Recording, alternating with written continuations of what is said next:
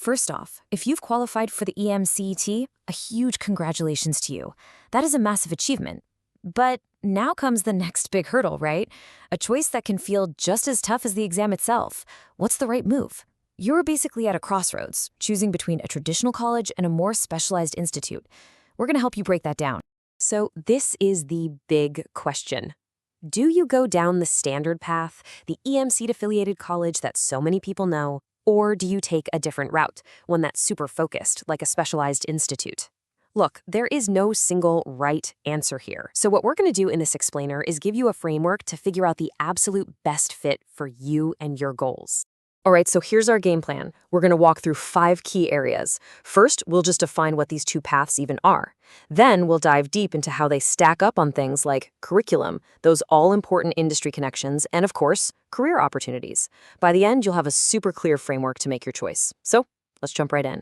Okay, first things first. What's the real fundamental difference between these two options? Let's get some clear definitions down. So, on one hand, you have the EAMCET-affiliated college. You can think of this as the traditional, comprehensive route. It's designed to give you a really broad, solid foundation in your field of study. It's that classic university experience, where you get a taste of a lot of different subjects. And then, on the flip side, you've got the specialized institute. This path is laser-focused. It's really built for people who might already have a good idea of what they're passionate about and want to dive deep into a specific, high-demand skill right from day one. The entire curriculum is pretty much engineered to make you an expert in one particular thing. Okay, so those are the high-level philosophies. But what does that actually mean for your day-to-day learning? Let's talk curriculum, because this is the heart of your experience. And the difference here is, well, it's pretty critical. And yeah, this slide really sums it all up, doesn't it? On one side, the goal is to build a wide, strong foundation of general knowledge. It's about breadth. On the other side, it's all about building a deep, focused pillar of expertise. It's about becoming the go-to person for one specific thing. So this is where you really have to do some soul-searching. Be honest with yourself. Are you the kind of person who loves exploring lots of different ideas and seeing how they connect? Or does the idea of just mastering one single skill until you are an absolute pro get you really excited? Neither one is better, it's just about what's right for you. Okay, academics are one thing, but what about getting a job? Let's talk about what happens after the classroom. How do these two paths actually connect you to the industry and set you up for a career? And you can see some of the big differences right here. I mean, just look at the faculty. You often go from professors with purely academic backgrounds to instructors who are actual working professionals. Internships, they shift from something the placement cell helps with to something that's totally integrated and often mandatory. And your final projects, they can go from being theoretical exercises to real-world problems for actual clients.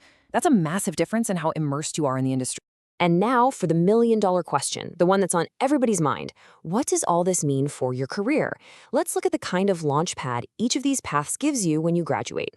This pretty much shows you the classic trade-off. The grad from an EAMCET college has flexibility. They have a strong foundation that's great for lots of different roles, or for continuing on to higher studies. The specialized institute grad, on the other hand, is precision engineered for a specific high-demand job. They are built to be job-ready for that niche from the moment they graduate. You know, you're going to see colleges throwing out these huge placement rates, 95% placed. But here's the honest truth. The only statistic that matters is the one that gets you to your career goal. So forget the big, flashy number for a second. Ask the real questions. What kind of jobs are these grads actually getting? Are those the jobs that you want? That's what you need to find out. Okay, we've covered a lot. We've talked curriculum, industry connections, career paths. So now, let's pull it all together into a really simple framework that's going to help you make this final decision with confidence. Here it is, your 4-step game plan. First, just be brutally honest about how you learn best. Are you a thinker or a doer? Second, try to define your career goals.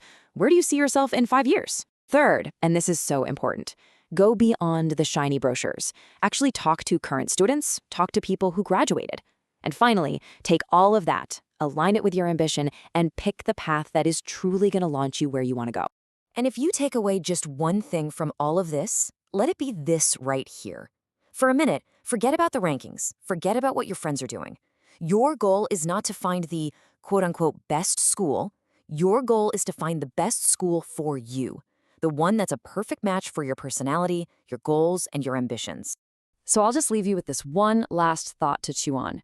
As you're making this huge decision, don't just ask yourself, where can I go to get a degree? Ask yourself this instead. Where will I not just learn, but where will I truly thrive? The answer to that question, well, that's your path forward. Good luck.